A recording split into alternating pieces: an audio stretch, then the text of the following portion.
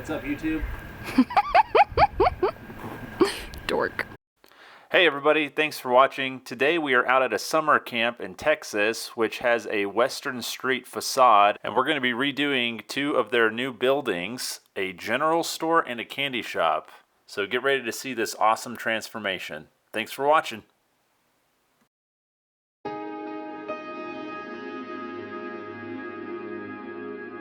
The two buildings we're going to be working on today were donated to this camp and they were moved in and set in place.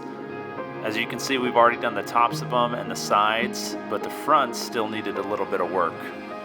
And as you can see, they're not very pretty down below. They had these giant air conditioner units on the front of them, which blew out hot air for anyone sitting there. They were very loud and obviously very ugly. So the first step that we need to do was move them. So we unhooked the electricity and then began to unbolt it from the wall. The units themselves were pretty heavy, and so I had to recruit a group of high schoolers to actually help me lower them. It took us a little while. Once that was off the wall though, we were able to set it on the ground. We cut holes in the side of the wall and then threw it on a tractor and drove it over and set it into place and bolted it back up. And I'm not an electrician, so I let my friend here reinstall it and hook it back up while I went and patched the holes in the front of the building. On the candy shop, I started to install fake board and batten on the front by just nailing some boards directly to the wall. I then painted the bottom white and the top cream. And this will be the color for the candy shop.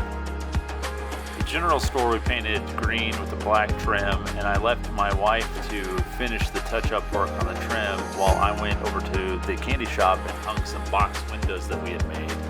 We refurbished these windows from one of the other buildings there, and if you're interested in that process, you can see how we did that by clicking the link above.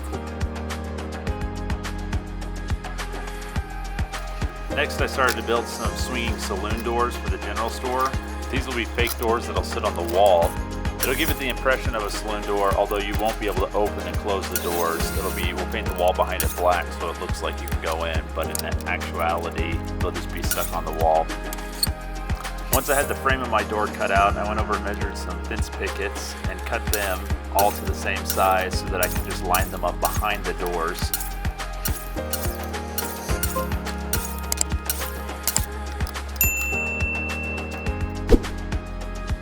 Using glue and my nail gun, I put the frame together and then used my cut fence pickets to hold the frame together. Now, because this is going to sit up against the wall, I don't have to worry about the back of this door looking good, so I'm only focusing on the front. If you wanted to do this to where you had both sides being shown, you'd probably put another trim around the other side as well. But since it's going to be up against the wall, then I'm not really worried about the fence pickets all being the same size or all looking the same way. I'm only concerned about the front. I'm using glue and nail here to make sure it holds. This wood is already starting to bow a little bit, and so the glue and the wood is real important. And then I'm going to put a board along the back and put screws in each fence picket in order to keep it from bowing.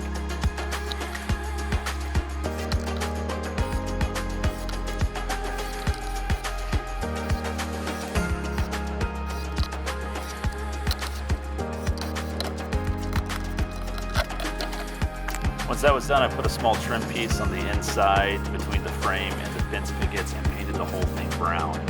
While I waited for that to dry, I went over and installed our window display units using a French cleat. And if you're interested in how we built this display, then you can check out this video in the top right hand corner. Since this is on the general store, we filled it with a bunch of knickknacks, old-fashioned type supplies, and we installed lights in it. So that way it would light up in the middle of the night. Also, while it was dark, my wife traced some artwork onto the side of the building so that way she could go ahead and paint it the next day. Now that the sign was traced, you could easily come in and just fill it in with paint. She also began working on a few other signs that are going to hang on the side of the wall.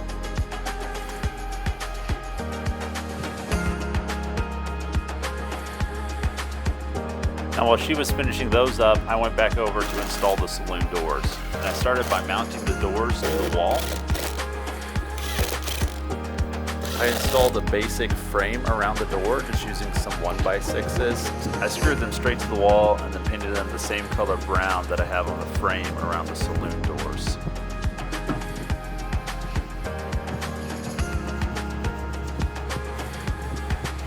Next, I installed some hinges on the door. These hinges don't actually work, but it just gives it a look. And then started installing the top part of the frame to give it a little more western-y look. I then painted the wall behind it black and finished the trim work on the top. My wife was just about finished with her sign, so we decided to install the candy shop display. This one is filled with fake candy that my wife built. And if you're interested in how she did that, there's a link to the videos up in the right-hand corner that you can click on and see how to make some fake-looking candy.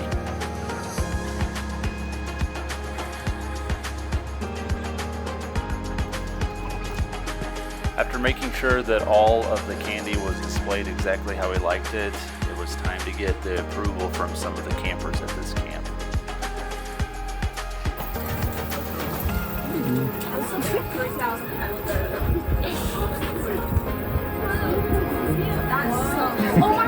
And with that, it's time to reveal the transformation.